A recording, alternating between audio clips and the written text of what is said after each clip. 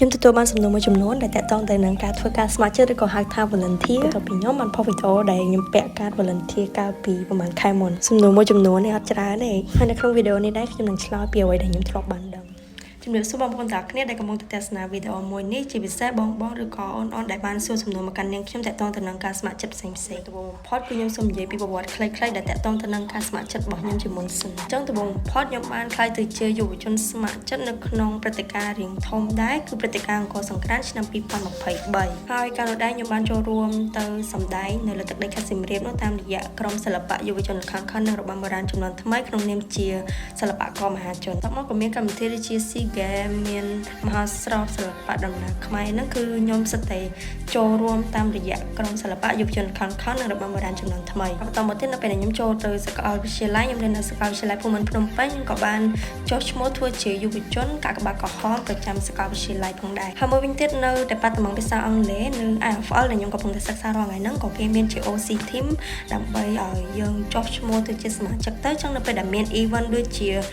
graduation ceremony នៅពេលដែលសិស្សអូនឆ្នាំទី1អីចូលរៀនពេល orientation នេះហ្នឹងក៏គេមានតម្លាក់ជា volunteer មកយើងអាច register តាមនឹងបានដែរក្នុង department ភាសាអង់គ្លេសនៅ IFL ហ្នឹងខ្ញុំក៏ជាសមាជិក art club ក្លឹបសិល្បៈហ្នឹងក៏ដូចជាសមាជិកនៃ LSU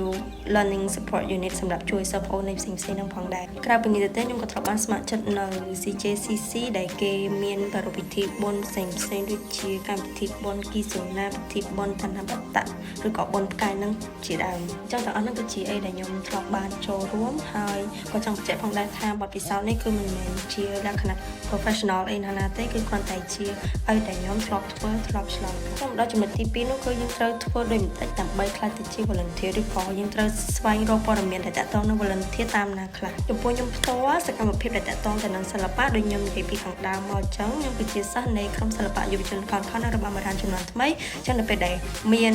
កម្មវិធីឬក៏ព្រឹត្តិការណ៍អីផ្សេងៗលោកគ្រូរបស់ខ្ញុំក៏តែងតែតម្លាក់ឈ្មោះឬក៏រើសសិស្សដើម្បីចូលធ្វើជាយុវជនស្ម័គ្រចិត្តការដែលខ្ញុំអាចធ្វើការស្ម័គ្រចិត្តបានចេញពីសិល្បៈមានឱកាសចូលរួមក្នុងកម្មវិធីផ្សេងៗជាច្រើនតាក់ទងទៅនឹងវប្បធម៌ក៏ដូចជាកិច្ចការងារប្រទេសជាតិដូចជាអង្គរសង្គ្រាន្តមាន SEA Games តាំងពីលើកមុនហ្នឹងហើយមានទីជលគុណសាទរកម្ពុជាផ្សេងៗជាដើមនឹងក្រៅពីសិល្បៈចំពោះបងប្អូនឬក៏បងប្អូនដែលកំពុងតែសិក្សានៅសាកលវិទ្យាល័យផ្សេងអ្នកទាំងគ្នាអាចចាប់យកឱកាសធ្វើជាអ្នកស្ម័គ្រចិត្តនៅតាមសាកលវិទ្យាល័យដែលអ្នកទាំងគ្នាកំពុងតែសិក្សានឹងបានដូចខ្ញុំផ្ទាល់អញ្ចឹងខ្ញុំរៀននៅសាកលវិទ្យាល័យភូមិន្ទភ្នំពេញឬក៏ខ្ញុំរៀននៅ IFL អញ្ចឹងក៏នៅពេលដែលកម្មវិធីមាន event ផ្សេងៗដូចជាកម្មវិធីសប្បុរសធម៌កម្មវិធីសង្គ្រាន្តហ្នឹងគឺគេតែងតែរើសត្រូវការអ្នកស្ម័គ្រចិត្តហើយអញ្ចឹងអ្នកទាំងគ្នាបើសិនជានៅសាកលវិទ្យាល័យអ្នកទាំងគ្នាគេតម្លាក់មកថាត្រូវការអ្នកស្ម័គ្រចិត្តអ្នកទាំងគ្នាដាក់ពាក្យទៅកុំខ្លាចថាអត់ជាប់អត់អីយ៉ាងហើយនៅពេលយើងបានសារដែរម្យ៉ាងវិញទៀតនៅ CJCC គឺគេតែងតែបើករើអ្នកស្ម័គ្រចិត្តនេះតាមដែលខ្ញុំដឹងភាគច្រើនមួយឆ្នាំមានបុណ្យពីរធំហ្នឹងគីសូណានិងឋានបត្តៈហ្នឹងគីសូណាគឺនៅកំឡុងដូចជាខែ2ហើយឋានបត្តៈនេះដូចជាខែ7ប្រហែលជាចឹងខ្ញុំរៀងភ្លេចដែរអញ្ចឹងអ្នកនរគ្នាអាសាតាមដាន page របស់ CJCC ទៅនៅពេលដែលគេរើ volunteer អ្នកនរគ្នាដាក់ពាក្យទៅហើយគេមានឆ្លងកាត់ការសម្ភាសអីតិចតួចដែរហើយបន្ថែមលើសពីនេះទៀតបើអ្នកនរគ្នាចង់ចាប់យកឱកាសណាផ្សេងស្ម័គ្រចិត្តនៅក្រៅស្ថាប័នអីអ្នកនរគ្នាអាច follow channel Telegram មួយនេះបានខ្ញុំឃើញនៅក្នុង Telegram នេះគឺបងគាត់ចែកម្លែកឱកាសស្ម័គ្រចិត្តផ្សេងជាច្រើនទៀតដែលល្អសម្រាប់អ្នកទាំងអស់គ្នាមិនបីដែលមានអ្នកខ្លះគាត់បានសួរខ្ញុំថាតើការធ្វើការស្ម័គ្រចិត្តនោះទទួលបានអត្ថប្រយោជន៍អ្វីខ្លះនេះខ្ញុំឆ្លើយតាមអត្ថប្រយោជន៍ឬក៏អីដែលខ្ញុំទទួលបានផ្ទាល់ខ្លួនខ្ញុំអត់បានទៅ research នៅក្នុងអ៊ីនធឺណិតបន្ថែមទេបើអ្នកទាំងអស់គ្នាដឹងពីអត្ថប្រយោជន៍ផ្សេងអាច comment ប្រាប់ខ្ញុំបានខ្ញុំតើអត្ថប្រយោជន៍ដែលខ្ញុំទទួលបានពីការស្ម័គ្រចិត្តហ្នឹង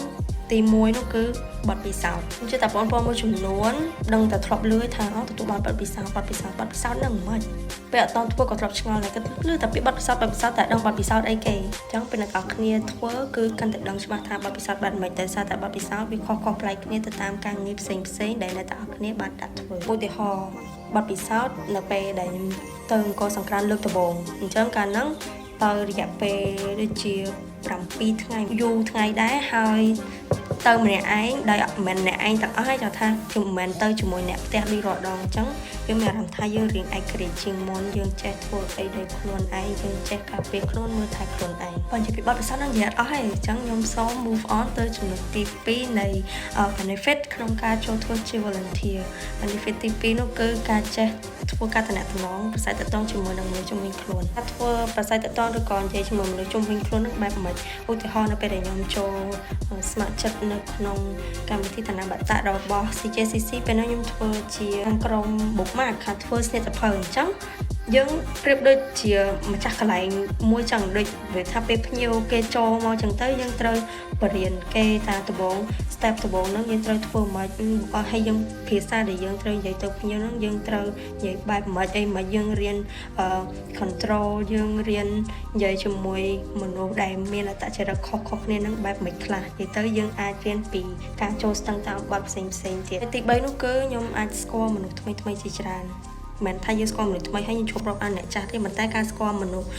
ថ្មីផ្សេងជាច្រើនជារឿងល្អដែលថាយើងមានគេហៅថា networking the power of networking នៅពេលដែលយើងស្គាល់មនុស្សច្រើនទៅគឺយើងអត់ដែលថាអត់ប្រយោជន៍ទេហើយចំណុចទី4នោះគឺជាចំណុចដែលខ្ញុំពេញចិត្តជាងគេនោះគឺទទួលបានកាតបានលិខិតថ្លែងអំណរគុណក៏ដូចជាបានអាវជាដើមដូចខ្ញុំពងពាក់នេះគឺអង្គរសង្ក្រាន្ត2025ចំណុចទី5នៃ benefit ហ្នឹងគឺខ្ញុំចង់និយាយថានៅពេលដែលយើងចូលស្ម័គ្រចិត្តចឹងទៅយើងប្រៀបដូចជាយើងបានទៅដើរលេងហើយយើងអត់ចំណាយលុយចឹងមិនថាអត់សោះទេប៉ុន្តែឧទាហរណ៍ពេលដែលខ្ញុំទៅអង្គរសង្ក្រាន្តហ្នឹងគេបានគេនៅសន្តាគារសុខាហើយអត់មានអស់លុយអីដែររយៈពេល7ថ្ងៃចំពោះអាហារក៏ចឹងដែរ3ពេលអត់មានអស់លុយអីមួយរៀលទេនឹងបើយើងចង់ញ៉ាំក្រៅខ្លួនឯងអាហ្នឹងយើងអស់លុយហើយអត្ថប្រយោជន៍ចុងក្រោយចំពោះខ្ញុំនោះគឺការធ្វើការស្ម័គ្រចិត្តគឺពិតជាមានសារៈសំខាន់ខ្លាំងមែនទែនទៅលើការងារនៅថ្ងៃអនាគតរបស់ខ្ញុំអញ្ចឹងមិនថាអ្នកទាំងគ្នាចង់ធ្វើការអីទេប៉ុន្តែការស្ម័គ្រចិត្តនេះគឺជាបទពិសោធន៍មួយដែលយើងអាចទៅបំពេញនៅក្នុង CV របស់យើងបានទាំងជួយប្រទេសជាតិនិងបានទាំងជួយមនុស្សម្នាផ្សេងហើយក៏យើងអាចបង្កើន credit ឲ្យខ្លួនឯងបានដែរអញ្ចឹងវាប្រៀបដូចជាស្ពានដែលនាំយើងទៅរកភាពជោគជ័យនៅម្ដងទៀតទោះបីជាឥឡូវយើងធ្វើការស្ម័គ្រចិត្តអត់បានលុយក៏ដោយវីដេអូថ្ងៃនេះគឺមានតែប៉ុណ្្នឹងទេចឹងជាចុងក្រោយខ្ញុំសូមអរគុណទៅដល់បងប្អូនទាំងអស់ដែលបានទស្សនាវីដេអូនេះតាំងពីដើមរហូតដល់ចប់បើសិនបើមានចំណុចខុសឆ្គងក៏សូមមក share ស្វែងទុកជាមុនដោយសារតែទាំងអស់នេះខ្ញុំឆ្លើយតាមរយៈអភិសាស្ត្រដែលខ្ញុំធ្លាប់បានធ្វើពីមុនមកទេជួបគ្នានៅវីដេអូក្រោយទៀតជម្រាបលាបាយបាយ